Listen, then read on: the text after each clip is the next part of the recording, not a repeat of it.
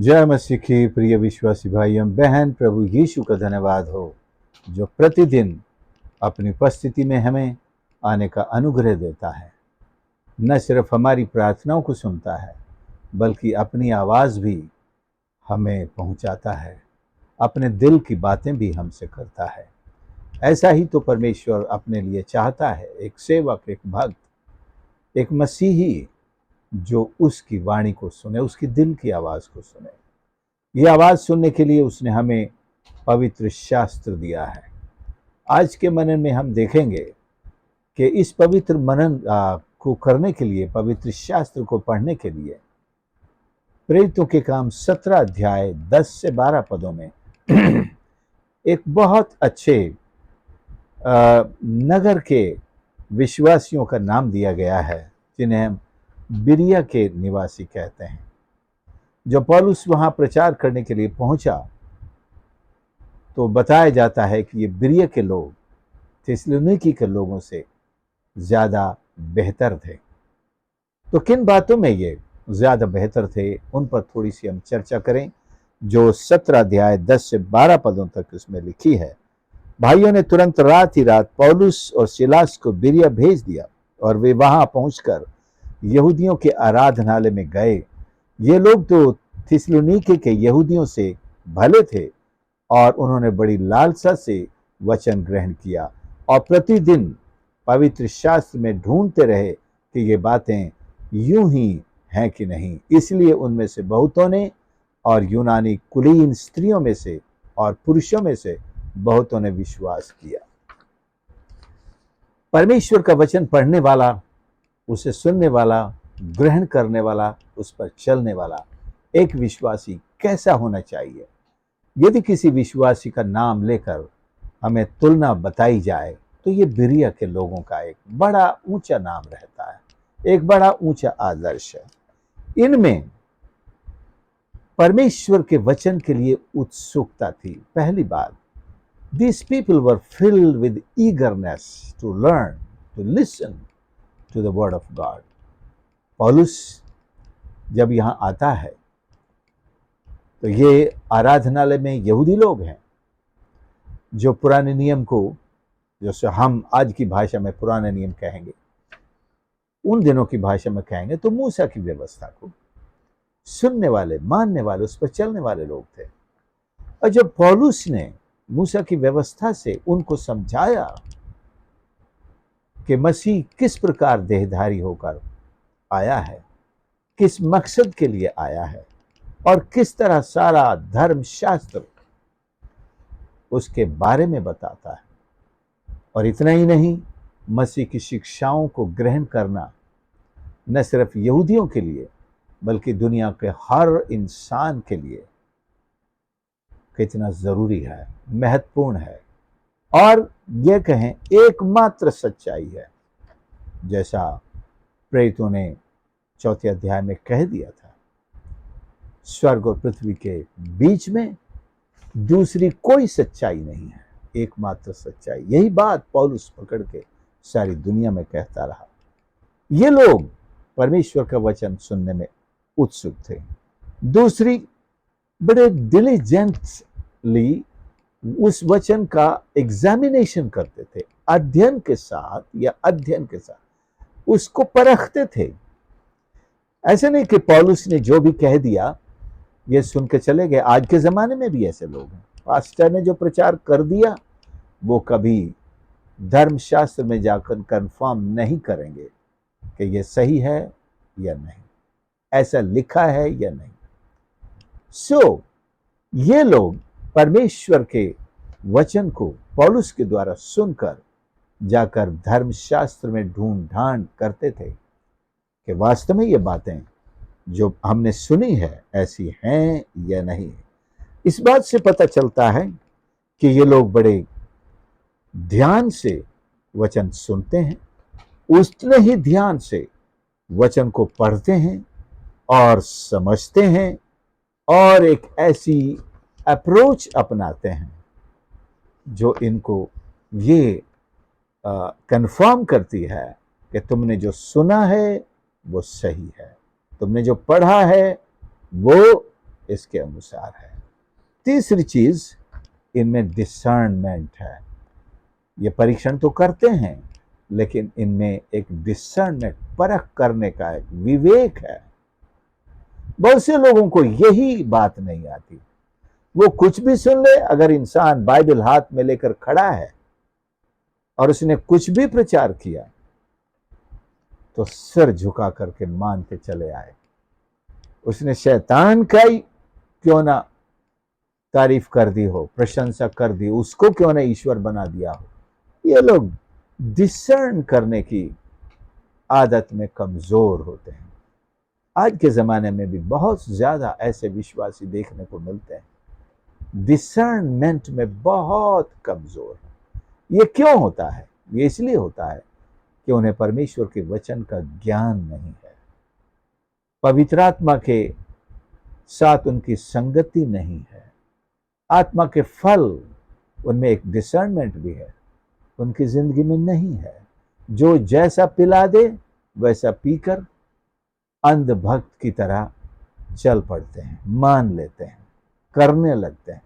लेकिन बिरिया के लोग ऐसे नहीं थे, अंधभक्त नहीं थे।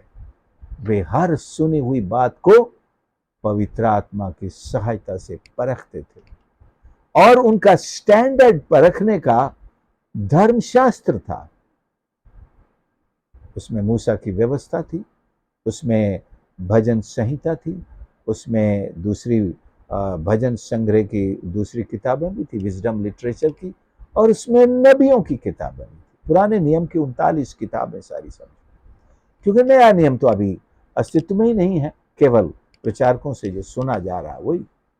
तो हम किस स्टैंडर्ड से इनके प्रचार को नापें, उसको परखें और कहें कि यह सही है या नहीं। हमारे पास आज तो बड़ी सुविधा है, परमेश्वर का वचन है, लेकिन सबसे बड़ी सुविधा यह है परमेश्वर के पवित्र आत्मा के उस फल की है जो हमें परख का एक दान देता है। लेकिन ईश्वर के वचन का ज्ञान उतना ही जरूरी है, तभी आप परख सकेंगे। यदि आपने धर्मशास्त्र नहीं पढ़ा, बाइबल को पढ़ा ही नहीं, छुआ ही नहीं, देखा ही नहीं, और फिर आपसे कहा जाए ये जो प्रचार आज आपने सुना है इसके बारे में बताइए, आप कुछ नहीं कह सकते। ओ मैं क्या कहूँ, वो भी प्रभु का सेवक है, पढ़ के आया है, बाइबल कॉलेज का पढ़ा हुआ है, तो सही बोला होगा, उसमें गलत क्या होगा। लेकिन हम सावधान रहें, कई बहुत पढ़े लिखे भी गलतियां करते हैं, ईश्वर के वचन को न जानने के कारण कुछ भी। यीशु ने भी कहा ऐसे एक ग्रुप से जो पढ़े लिखे थे कि तुम भूल में पड़े हो, जब वो पुनरुत्थान को मानते नहीं थे। पुनरुत्थान का मजाक उड़ाने के लिए कहानी सुनाई थी कि 7 भाई थे, पहले ने शादी की, बिना बच्चे पैदा किए मर गया, दूसरे ने उसकी पत्नी से की, वो भी मर गया बिना बच्चा। इस तरह 7 ने शादी की और 7 के 7 मर गए। तो बताइए पुनरुत्थान में वो किसकी पत्नी होगी? ये पुनरुत्थान का मजाक उड़ाने के लिए इन्होंने ये कहानी इस्तेमाल करी थी। लेकिन यीशु ने उनकी गलत फहमियों को दूर किया कि पुनरुत्थान है और वहां स्वर्गदूतों के समान होंगे, वो किसी की पत्नी नहीं होगी, सब के सब स्वर्गदूतों के समान कहेंगे।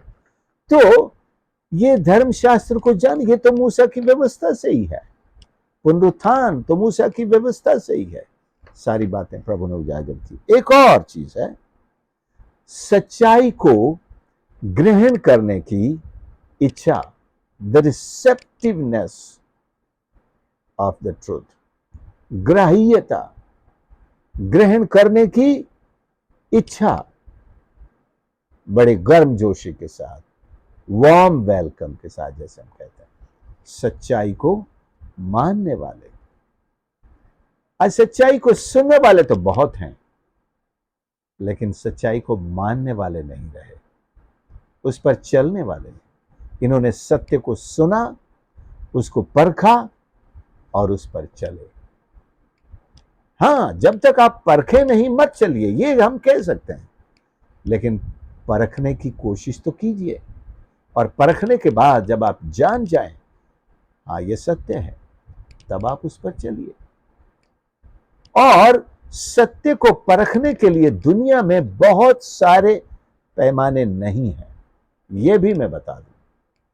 कहीं आप गलत पैमाना उठा लाएं और सत्य को परखने बैठ जाएं तो सत्य को केवल परमेश्वर के वचन के पैमाने पर ही परखा जा सकता है। और परखने वाले की योग्यता यह है कि उसके पास परख के का वरदान होना चाहिए। ऐसे ही नहीं बीए और एमए की डिग्री से आप धर्मशास्त्र को परखने बैठ जाएं, it will not be fair to discern the word of God और any preaching coming from the servant of God at the standard or by the standard of the knowledge of the world. एक और बात है, ये लोग बड़े सम्मानित थे। ऑनरेबल शब्द इस्तेमाल हुआ इनके लिए, नोबल शब्द इस्तेमाल हुआ इनके लिए। क्यों भाई? यही तो चरित्र है जो आपको नोबल बनाता है, जो आपको सम्मानित बनाता है, सम्मानीय बनाता है। एप्लीकेशन लिखा होगा, जब प्रिंसिपल के लिए लिखते हैं महोदय या माननीय, किसी मंत्री को आदि को लिखते हैं या उन्हें संबोधन करते हैं, माननीय कहना पड़ता है। हिंदुस्तान में किसी भी मंत्री को, प्रधानमंत्री हो या मंत्रियों को, चुने हुए जो हमारे लीडर होते हैं, चुने हुए मतलब वोटों के द्वारा चुने हुए, उनके नाम के आगे माननीय लगाना पड़ता है। आप ये शब्द बिना इस्तेमाल किए उनको संबोधन नहीं कर सकते, ये बेइज्जती कहलाती है। माननीय मंत्री जी, माननीय प्रधानमंत्री जी, आपको माननीय शब्द लगाना पड़ेगा। लेकिन इन लोगों ने ये इज्जत कैसे कमाई है? आपके नाम के आगे तो कोई नहीं लगाता, मेरे नाम के आगे तो कोई नहीं लगाता। आज शायद कभी आपको स्पीकर बुलाएंगे, बनाएंगे तो कहेंगे, नहीं तो फिर हमने तो ब्रदर्स एक शब्द लगा रखा, ब्रदर एंड सिस्टर। लेकिन अच्छा लगता है ऐसा भी सुनना, आपको अच्छा लगेगा अगर कोई आपको नोबल कहे, लेकिन ये झूठा नोबल नहीं होना चाहिए। ये लोग कैसे नोबल बनते हैं? क्योंकि उन्होंने सच्चाई को, ईमानदारी को अपने जीवन में, अपने चरित्र में अपनाया। ये उनका कैरेक्टर था।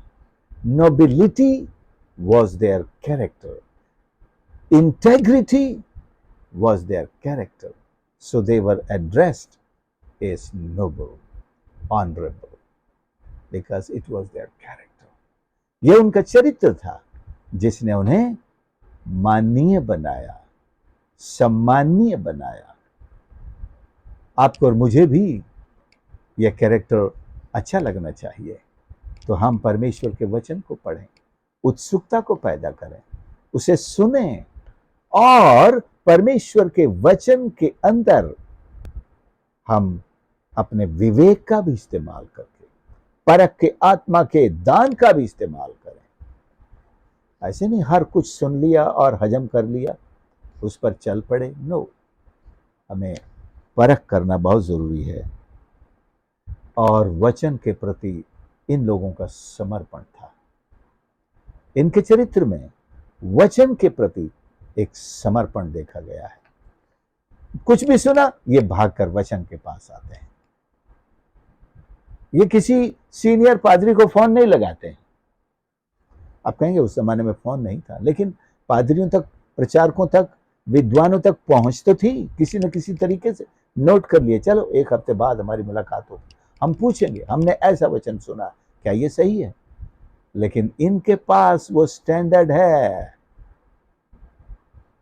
वो पैमाना है जो घर जाकर के तसल्ली से अपना दीपक जला करके उसे पढ़ सकते हैं, मिलान कर सकते हैं कि हाँ, पौलुस जो कह रहा था उसका मतलब ये सही है। ये बात है। आखिर में बिरियन लोग एक इम्पैक्ट वाले लोग थे, एक प्रभाव छोड़ने वाले लोग थे। उनसे बातचीत करेंगे तो उनके कैरेक्टर का एक इम्पैक्ट सुनने वाले पर आता है। कभी आपके साथ ऐसा होता है क्या? आपसे अगर कोई 5 मिनट मिल ले, चर्चा कर ले, तो वो आपसे इम्पैक्ट हो जाता है, इन्फ्लुएंस हो जाता है, प्रभावित हो जाता है। वाह, आपसे मिलकर के बड़ी खुशी हुई, आपसे आज ये सीखने को मिला, मैं तो आपका मुरीद हो गया, मैं तो आपका फैन हो गया। वाह भाई, क्यों? आपके अंदर एक बिरियन, एक नोबल बिरियन कैरेक्टरिस्टिक है। इसको देखकर, इसको जान करके, आपसे बात करके हर आदमी इंपैक्ट हो जाएगा। वो इधर उधर नहीं भागेगा कि मैंने ये सुना, बताइए सही है कि नहीं। आपसे सीख लिया उसने, वो भी ईश्वर के वचन को पढ़ेगा, उसी में ढूंढान करेगा, पवित्र आत्मा से मांगेगा, मुझे आत्मा का एक वरदान चाहिए परखने का, मैं जो कुछ दुनिया में देखता हूं, सुनता हूं, मैं उसे परख सकूं, उसके बाद उसे स्वीकार करूं। यह बड़ा एक सामर्थी एक एग्जाम्पल है। बिरियन का उदाहरण एक सामर्थी मसीहों का उदाहरण है कि किस तरह ईश्वर के वचन का अध्ययन करना चाहिए, उत्सुकता के साथ, गंभीरता के साथ और परख के साथ, सच्चाई को सुनने, ग्रहण करने के लिए तैयारी के साथ और परमेश्वर के मार्गदर्शन के लिए समर्पण के साथ तैयार रहना चाहिए।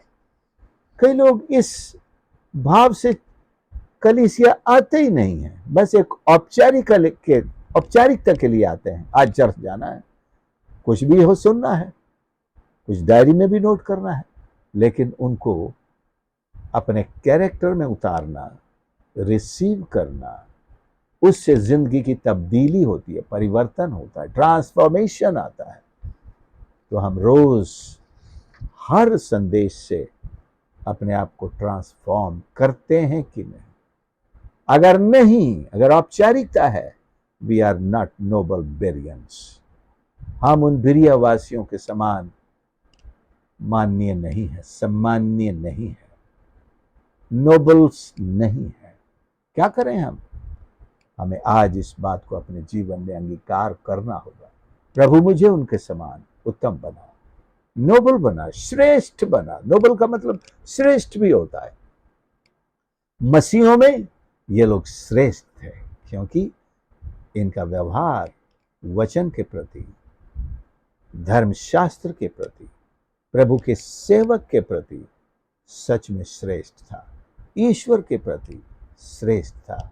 प्रार्थना करें। प्यारे प्रभु हमारे परमेश्वर, हम धन्यवाद करते हैं आपके इस पवित्र वचन के लिए, जो परमेश्वर हमारी आंखें खोलता है कि हम किस तरह से आपके वचन को ग्रहण करें और एक श्रेष्ठ विश्वासी के रूप में प्रभु पेश आए, ताकि लोग हमसे बातचीत करें, हमारे साथ व्यवहार में प्रभावित होकर आपके प्रति आकर्षित होने पाए। प्रभु हर एक सुनने वाले को आशीष कर परमेश्वर, और इस तरह से हर एक सुनने वाला एक श्रेष्ठ बिरियन के समान बन सके। सहायता और मदद कर, प्रार्थना प्रभु यीशु के नाम से मांगते हैं, आमीन।